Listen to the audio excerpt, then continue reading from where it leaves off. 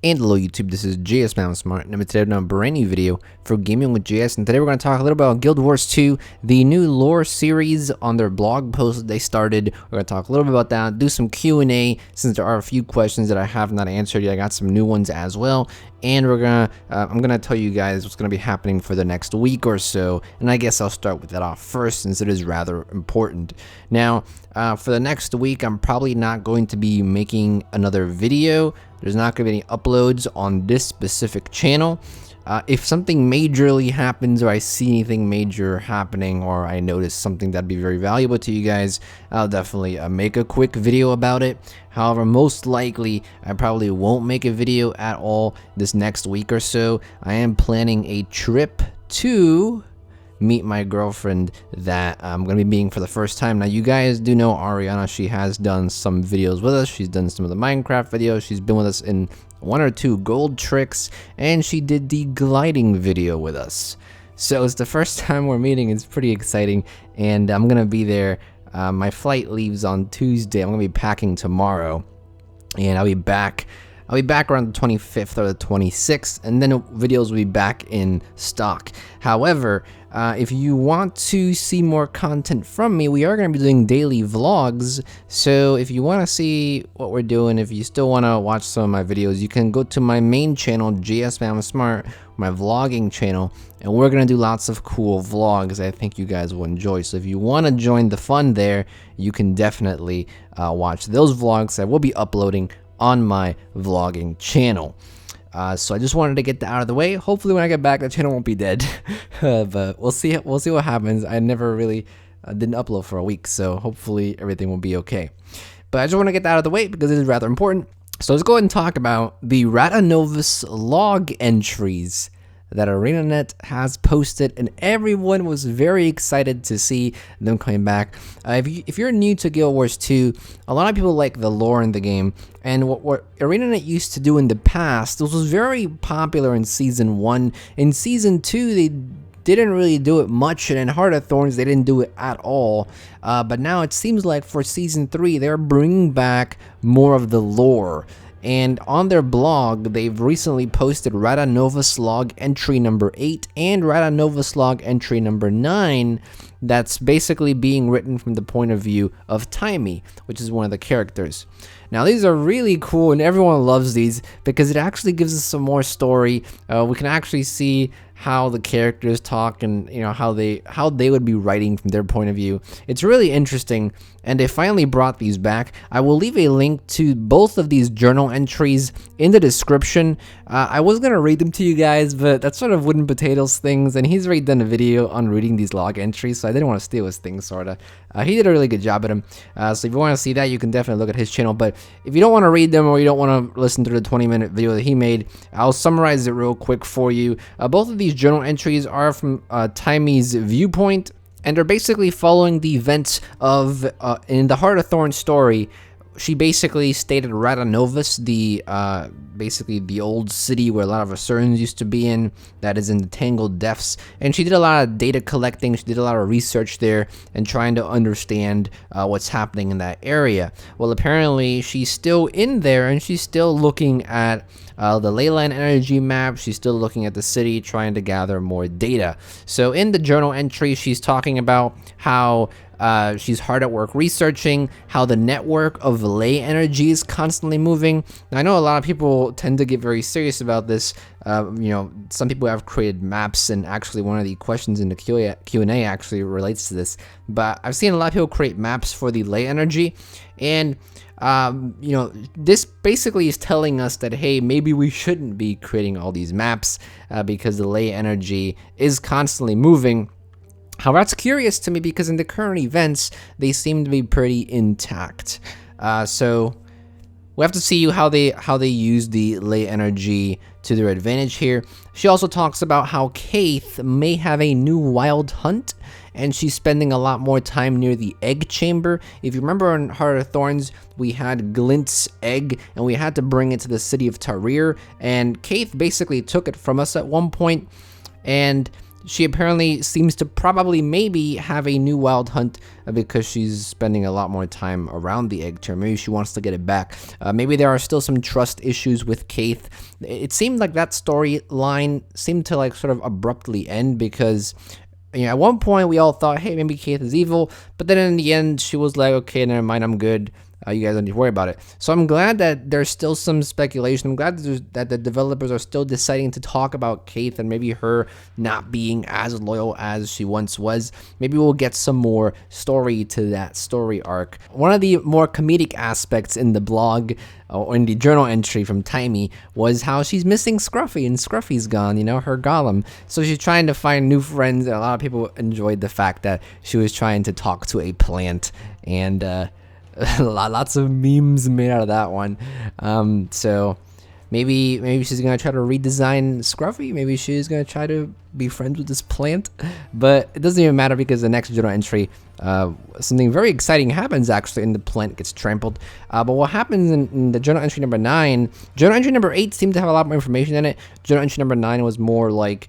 It seemed like she was rambling just a bit more. However, some pretty interesting things happen is that the gate in Rata Novus, the Asuran gate that used to be powered down, seemed to have been powered up. And now a lot of Asurans from Rata Sum are in Rata Novus. And that gets me interested. Will they perhaps try to basically bring Rata Novus back to life? Will we be seeing lots of Asurans roaming around in Rata Novus when the Living World Season 3 patch goes live? Pretty interesting things there, but how this gate network seemed to have been activated, I don't really know yet. We also see Windle, which is a Asuran that was introduced. That was the only Asuran that was named in the blog post. Maybe Windle will be pretty important in Living World Season 3. Taimi was complaining about how a lot of people were just running through her and not really paying attention to her, knocking down a research table and all the other stuff. And one name she mentioned was Windle, so must be an important name because why would they throw it in there? And we also got to know that Bram is still in Holbrack after the death of his mother. So from these two journal entries, we do have some possible speculation of where Living World Season 3 could be taking us. Could we be going into Rata Novus more? Could they do a reboot of Rata Novus? Could we be going to Holbrack maybe to pay respect to Air? Could we be checking near the Tarir chamber maybe to see if Keith is there? Several doors have opened up from this blog post that we can speculate where we could possibly be going and what seems to be on the table for Living World Season 3 here. Interesting blog posts, definitely recommend you to read them.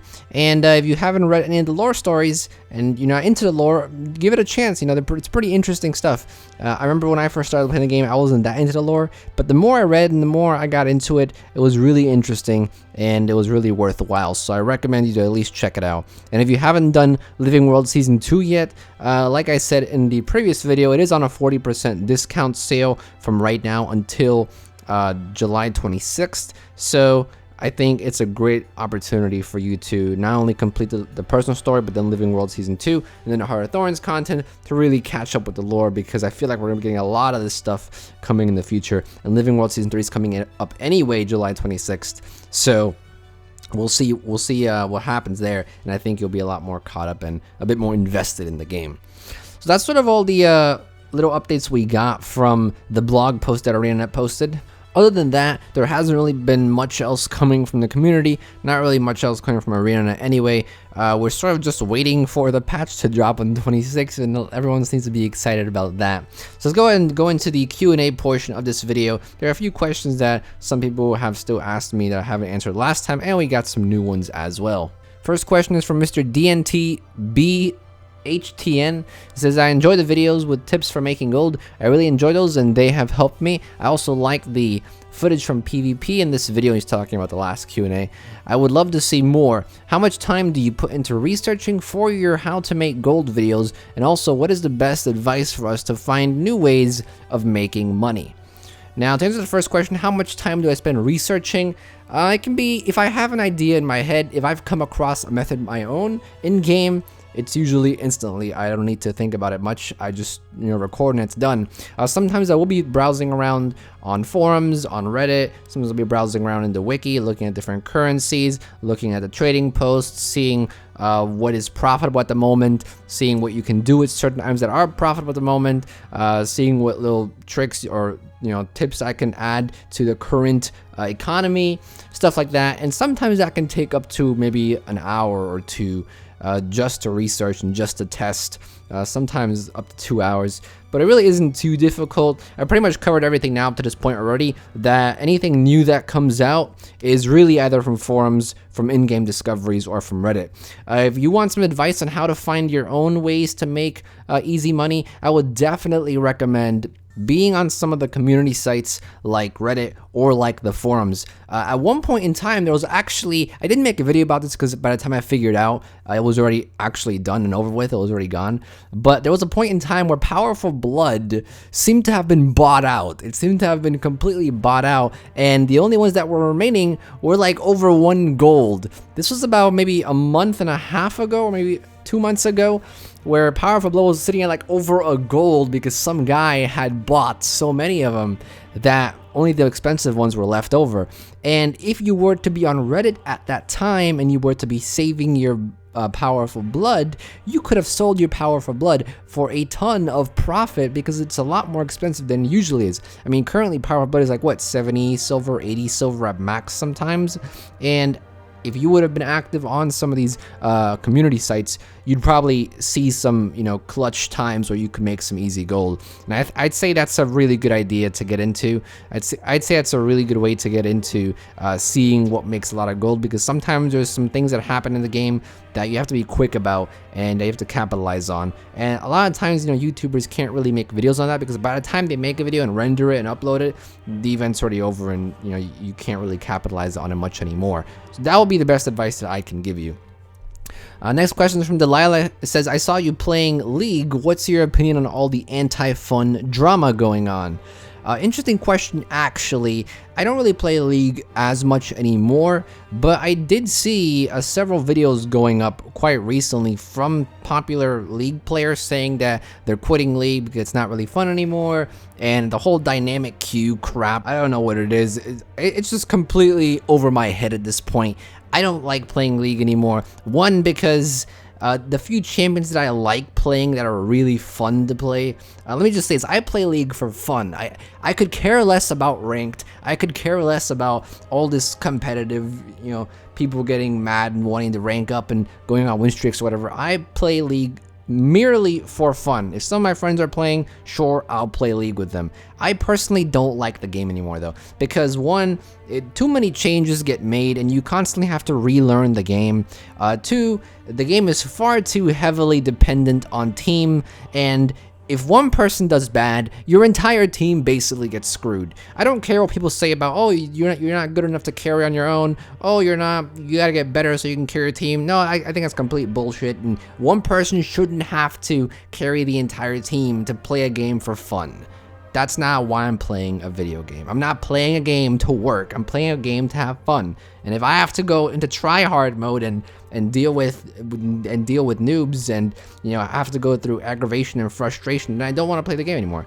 So it's just gotten really unfun for me. And like I said, the few champions that I do play that are really fun, like Riven or LeBlanc or Leona or Sona or Vigar or who else, Renekton, a lot of those champions that I like playing, I just do so well in lane and in the game that it just gets boring, because I end up doing really well and either two things happen. Either one, my entire team isn't doing as well and we end up losing, or two, I play the same champions always and I do well in my lane and we may win, but the game is very repetitive. You're constantly going to the game, level 1 to level 18 or whatever the level cap is, I forget now, and building basically almost the same items always.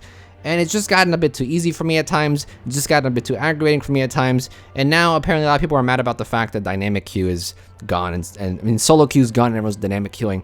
I honestly don't even care anymore at this point. If my friends want to play League, I'll play with them a few matches or so, but I don't really care about the drama. I don't really want to get involved in it either. That one Mesmer asks, saying, hey GS, where do you think we're going in Living World Season 3? And I honestly think the best place we'd be going to is either in Holbrack to pay respects to Air.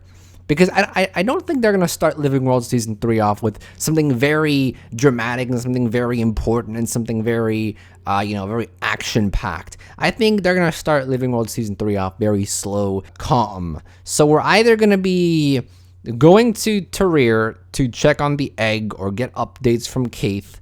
And if that happens, then it's not going to be anything, major. Then the point of the whole Keith storyline is kind of ruined, so I don't think they're going to do that. So I think we're going to start at Holbrack and pay our respects to Bram's mother. I think that would be the most logical thing, because now the dragon's been killed. What's next that's really important? Well, Bram's mother, right? I mean, they've hinted at it. I think that's going to be the place we're going, because it's a good start. It's nothing too crazy. Next question is from Jennifer Cortez. Hey GS, why doesn't ArenaNet put more skins into the game? I want more, and Heart of Thorns didn't come with much. I totally agree with you. I think there are not enough skins in the game. I like, gearing my characters up to a specific idea or a specific thought that I have in my head. Like my wizard, for example, my elemental, I keep saying wizard. My elementalist, for example, I make him look very magey, very, the classic wizard that you see with the wizard hat and the nice long robes, and you know what I'm talking about. When you think of a wizard, you think of that, basically what I'm wearing. That's what I make my character. Same with my guardian. I'm thinking of a guardian. I'm thinking of a guy in shining armor, very bulky, having a giant shield and a sword, and protecting people. That's what I have my guardian made. That's why he looks like that, because that's how he looks, and that's my idea. And same with my other characters. I want to make them a certain style, and I feel like there's not enough good. I feel like medium armor seems to be really lacking. I feel like there's not enough good medium armor pieces. So gearing my ranger is kind of hard. So yeah, I completely agree with you. There aren't enough skins. There aren't enough medium armor skins for sure in the game, and they could be adding more. Now, why aren't they putting more into the game? Well, we've heard it many times from developers that it takes a lot of work and it takes a lot of time to create armor sets for all the races, one, and then all the class types also for two. For heavy armor, medium armor, and light armor. So, I mean, those are valid reasons, I guess. Yes, it takes a lot of time to do the animation for the clothes, to make them fit all the races, to make them for all the profession types. I get it. It takes a lot of time. But I feel like at one point you have to say, okay, a good number of our community is playing the game for Fashion Wars, and we need to dedicate some resources and time to that. And I think Heart of Thorns didn't really have many skins, and they could have added more if they, were to put a bit more work into the armor pieces. The same with the legendary armor. I've seen a lot of, I've talked about this before. A lot of people didn't like how the Envoy armor pretty much looks the same across all the classes and across all the races, and it was mainly fitted towards the humans. So, and no one likes clipping either. So they need to put more time into armor pieces. They need to make more, because I know there's a lot of people who play the game and fashion is their number one concern. I mean, if you think about it, if you really sit down and think about it hard, why do people play Guild Wars 2 near the end game? Just sit down and think about it really hard. Why does anybody, after they've completed the Heart of Thorns story, after they've gotten to, level 100 fractals, after they've done pretty much all the raids, why does anybody still play the game? For legendary armor, for legendary weapons, and what is the reason behind that? It's not for better stats. It's not for making your character better in combat or anything. Yes, it could be for bragging rights, but one of the most important and highest factor in people playing the game and wanting to go for legendary stuff is for the skins. A lot of people play the game merely at end-game content for the skins. So if you see that your player base heavily is relying on skins for end-game content, then why don't you focus on that more? I mean, they have resources to get a new armor set out for like Black Lion stuff, for Blackline weapons and Blackline outfits and all this other crap, you know, every 2 weeks. So why not for, you know, in-game armors, you know? So yeah, I agree with you. There should be more skins. I'd love to see more skins, but at the same time, I can understand why it may take a long time for them to do it. I can understand it, but I would like to see more. Next question we have from Slither Monster 881. What's the point of going to your home instance if the place doesn't really even get updated? Now, it actually does get updated. However, yes, it doesn't get updated majorly. In fact, most players probably don't even recognize the updates. For certain personal story instances and for certain activities you do in the game, there are small minor updates. Like some NPCs get added. You may see some changes. But yeah, I understand your point. There's not really much of a point to go to your home instance unless you have, of course, the gathering nodes.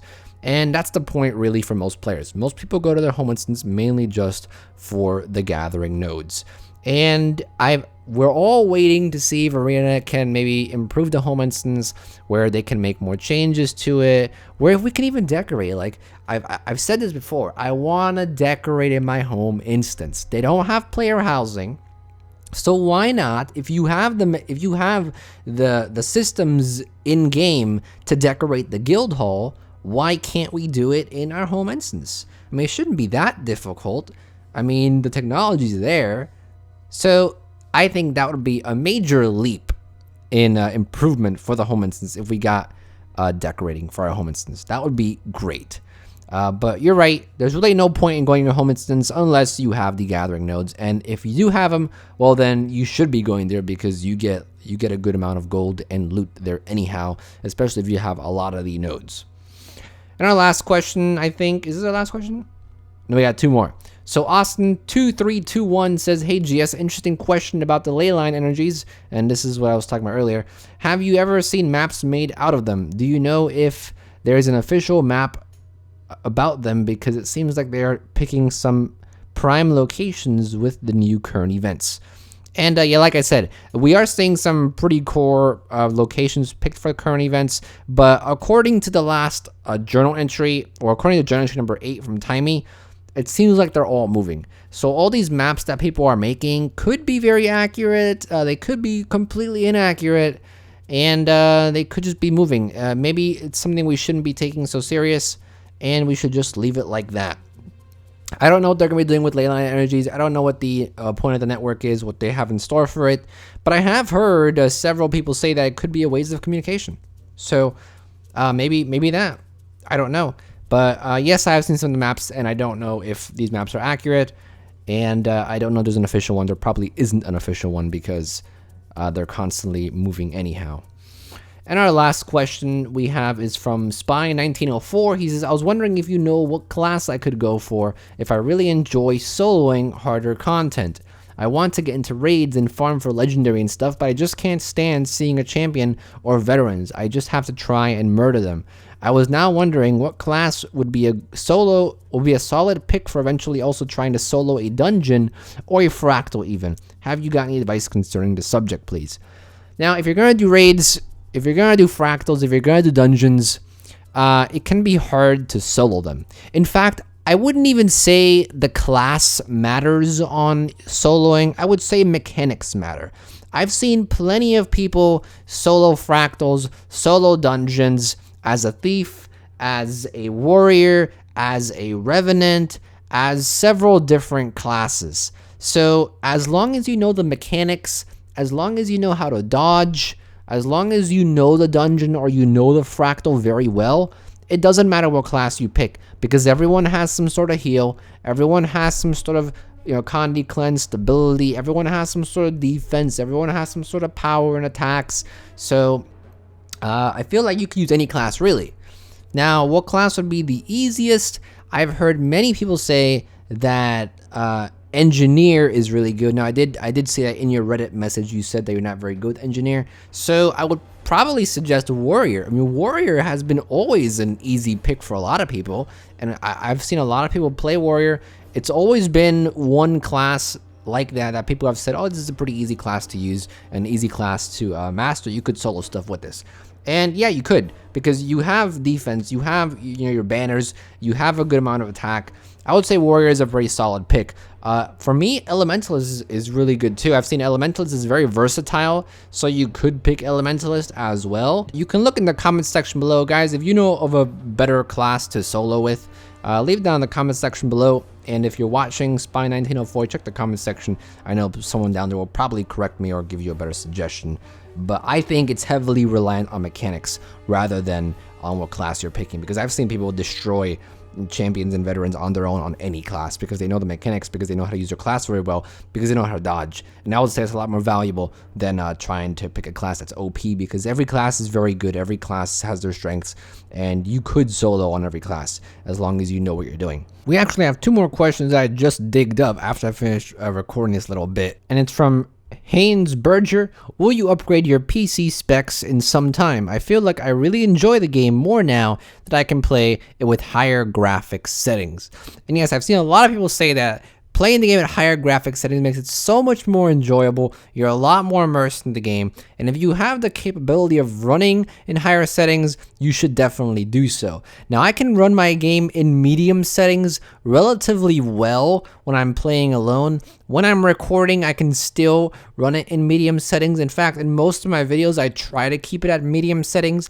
In the Traveler Tales videos, I actually boost everything up to high, and I'm still able to record. However, that's because I'm usually around areas where nobody is at, and it's basically just me alone in the area doing some of the events. So I can pretty much run high settings, but if I'm recording and with a lot of people, or I'm doing raids or dungeons, or there's a lot of action going on, I'll pretty much lag in high quality. And I can probably do it in medium, but I'm just scared that the recording may lag, so I tend to go low. But sometimes I'll play during medium settings. But will I be upgrading my specs very soon? Yes. Like I said in the beginning of the video, most of my money has, well, not most of my money, but a lot of my savings, a good portion of it has gone towards this trip that I'm planning. But you can bet that the next goal is definitely to get a better PC, if not a desktop, because I'm running on a laptop right now. And I know a lot of people have been telling me to get a desktop instead. So it's on the list. It's on the list. And the last question, the actual last question we have, is from Anton Kolak, and he says, you got any advice on investing a lot of money on certain items that could pay off later on? Now, the easy answer here is no. There's no real way and real accurate way of actually knowing what to invest in now that can pay off later. A lot of people look at festivities. You could buy, like, a lot of festival things tend to go very low in price when the festival's around. If you buy a lot of those items and then sell them later on when the festival's over, sometimes you can make a lot of profit. I remember at one point when I think it was around Halloween, silk scraps were really low. Like, they were like 80 copper or so. And I bought a ton of silk scraps and I kept them in my guild bank.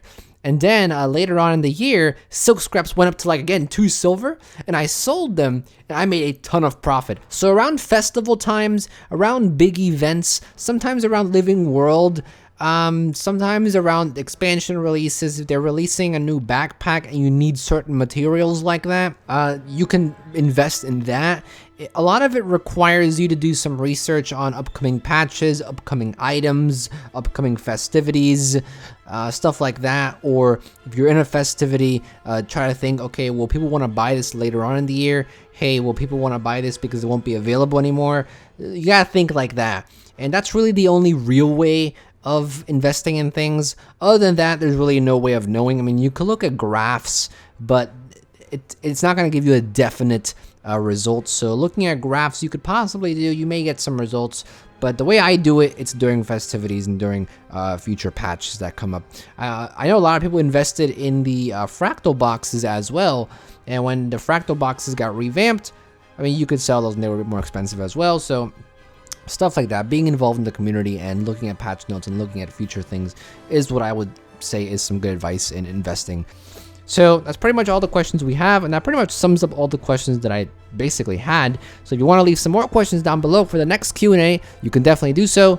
Just leave a comment down below with your question, and I'll be answering it next Q&A. Anyway, thank you for watching as always, and if you like this video, you can always subscribe to the channel. Plenty of other content on the channel regarding Guild Wars 2 and other gaming content, plenty more to come as well. You can also donate $1 to my Patreon page. Anything as low as that is always very helpful and very much appreciated. All you gotta do is click the card in the top right hand corner of the screen, and it'll bring you to the page.